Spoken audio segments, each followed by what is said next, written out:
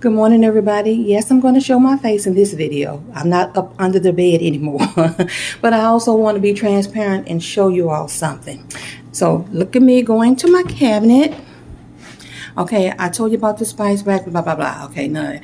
But I'm going up, and I'm doing this for a reason. Do you all see? See my snack shelf? Now, if you could probably notice that popcorn that I had in that video is back there too. So I'm going to make all of this make sense in just a minute. So welcome to the video. Hello, everybody. Happy Sunday morning. Okay, let's get into the video. So you saw what I just showed you in the cabinet, right? I'm going to tell you why I did that. This whole week, as you all can see some of the videos that I put out, this whole week was a lot. I'm learning something new. I'm doing something new. This whole week was a lot. But it was exciting and it was good, but I tell you, it was a lot. And I'm learning something about, well, I'm not learning it. I know something about myself. I'm going to tell you when I learned it. This is going to get a little personal. I told you all that my husband spent some time in prison. Now, this is when my daughters were, I think, 2 years old and 3 years old. Well, I'm even having a hard time. That shook me to my core because I was raised without a father, and I never ever wanted to raise my children without their father being in the house. So when that happened, I kind of lost it. Of course, I had to keep it together to raise my children because it was just going to be me for a long time. But I will say this. I learned then that I started eating out of stress and depression. And it's interesting because as a young girl being raised without my father in the house, I always said to myself, that's my mother's story. That will never be my story. My children's father is going to be in the house with them. He is going to nurture them just like I nurture them. They're going to have the blessing of having both parents in the house. Well, my mother's story ended up being my story. So at that time, again, I learned that I ate out of stress, out of depression. And what happened was I started getting bigger and bigger and bigger until the point almost where I didn't even recognize, I lost connection with myself. You all understand what I'm saying? I lost me. I lost me in that whole situation. And that's why I showed you the cabinet, because when I get under stress, I start eating. And that is not a good thing. And I recognized it this week because I had, all transparency, I had a Whopper and fries from Burger King. You all know I love those Impossible Whoppers. They tell me it's plant-based. Those things are full of fat still. So I had a Whopper with some French fries. That top of that shelf where all my chips and stuff is, I opened a bag of popcorn. I started eating some popcorn. Another day I had some chips. I had some ice cream. I don't have to tell you all this, but I want to tell you all this because it's real and it's not fake. A lot of times we look at social media and people only want to put out, no, I'm not only putting out the cute things, the good things. I'm going to tell you the good, bad, and the ugly. Okay, so I just started eating. And then this is also something that I wanted to show you all. Now, bear with me. I want you all to really pay attention. I don't know how scientific this is, and I'm sure this, I don't know. But anyway, I got my book, Toots, and my pen. Pay attention to the word that I'm going to write.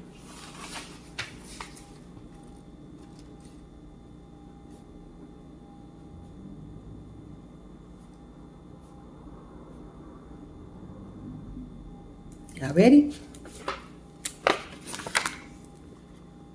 Now, the camera probably transposing is probably backwards, but this word is stressed. You see? Stressed. Stressed. Now, this is in my case because most of the time, almost all of the time, it triggers this word, this thing in my life, it triggers sweets, cakes. That's what it triggers for me. Now, of course, sometimes they do the salt, but for most of the time, it triggers sweets. So watch this.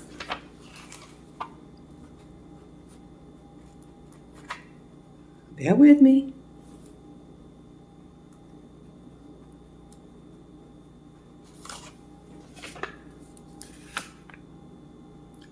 Desserts. This word, stressed, spelled backwards, is desserts. Now, I learned this way, let me see, I think I learned this a little after my husband went to prison. And I even had, and my children remember this, I even had what they call a dessert party. I got all my friends together and I said, I want you all to bring your most decadent, your favorite desserts. Everybody came together over my house. I made desserts. I also made a big old pot of chili and some so they could eat and so it wouldn't mess their stomach up. But I made some food for them. But everybody brought in their favorite desserts. And I did that because I just wanted sweets. I wanted sweets, desserts so bad because my life was full of this stress. I was stressed out. So isn't that interesting that if you take that word and spell it backwards, it's desserts. That's just something to think about. But also I wanted to say that I think it's very important because this week I had to call on my village. And these people are actually part of the village, but they're also part of my very intimate circle. And I had to call on some of them for help.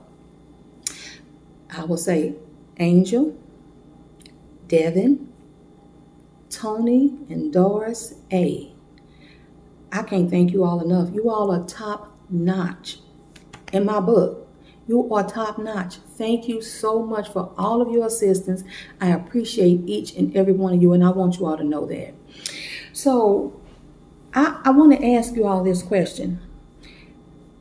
Do you have friends? Think about it. How many friends do you have? You have a lot of friends? This is what I also learned early on.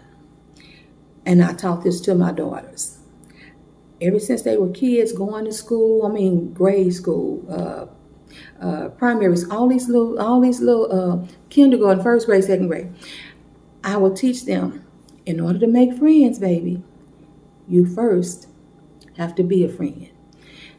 They know this saying, if you want a good friend, you got to be a good friend because it don't work one way. Nothing works well if it's just one way, not even marriages. If you're in a marriage and you the person that's always doing the giving and that your spouse isn't, it's not a good marriage.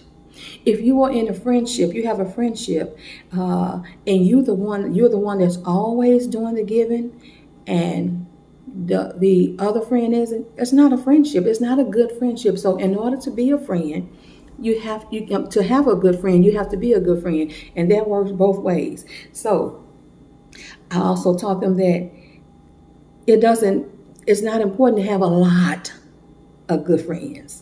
Because some people say, I don't have one friend, only two. Baby, that's all you need. If you got a couple of good friends, and when I say a couple, it could be one or two, you doing good. Because then you can call, though I'm talking about real friends, the one that get down in the trenches with you. I mean the one that gets down in the trenches with you when something is going on with you. They are connected. They want to let me call her. You don't have to call them. They're gonna call you because they're gonna tell something is wrong with you. They're gonna sense something. You look tired. Something's going on. What can I do? What you need me to do? Those are the kind of friends you want in your life.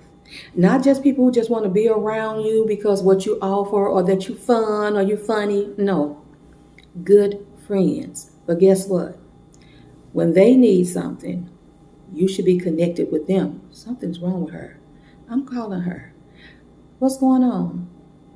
What you need from me? Tell me. If you want a good friend, you have to be one. And I wrote this down. Going back to being raised without my father in the house, and always as a young girl thinking, that'll never be me. I'm going to always have my children. When I have children, they're going to have their dad in the house. They're going to have connection with their father. And I told you that my mother's story turned out to be my story. It made me think of a song. When we were young, my mother used to, it was this group called Love Unlimited. I think, if I'm not mistaken, Barry White, the man who said, practice what you preach, Barry White, he's the one that discovered them. But they were called Love Unlimited. They had a song. And it says, basically talking about how life is such a challenge. And it said, we live it day by day. Listen to these words, I'm going to say it again. Life is such a challenge. We live it day by day. You never know what's going to happen or what might come your way. That's what I didn't know when I was young. I thought I had it all figured out. I had a plan. But life has a way of showing up, and you never know what's going to happen or what might come your way. So if you're young, you haven't started having children, or you have, just kind of think about that, because when I look at my analytics, I have women and men who are in their 40s, 50s, 60s, 30s, 20s, and teens. Yeah, teenagers too. So sometimes you look at your situation in your household and you say, that'll never be me. Oh, never. My children are never going to. Watch what you say. You never know what's going to happen or what might come your way. Okay? So that is the gist of this video. I'm not tired anymore. As you all, I see, I don't look tired, do I? Do I look like I'm ready for another week? Yeah, I'm refreshed, because when I tell you that yesterday, first when I came home on Friday, boom, in the bed, up under the bed, up under it. Saturday, slept in, got me so much good rest up under the bed. Now, I did have to leave out the house just for a moment a Saturday, but you better believe that soon as I get back in the house, boom, up under the bed again until this morning. And yesterday evening, I could feel myself getting back to myself. But I was just exhausted. I'm not depressed or anything. I was just stressed, But I am back to Lisa, and I'm ready for the challenge. Okay? So I just want to say thank you all so much for watching my video. And I know I said it's too many people to give shout outs, but all the new subscribers, thank you so much for subscribing. Lala, Chris, thank you for subscribing to my channel. I appreciate you all. Have a good day, everybody. Doris, Tony, hey, I love you both. All right, have a good day and do it on purpose. Bye now.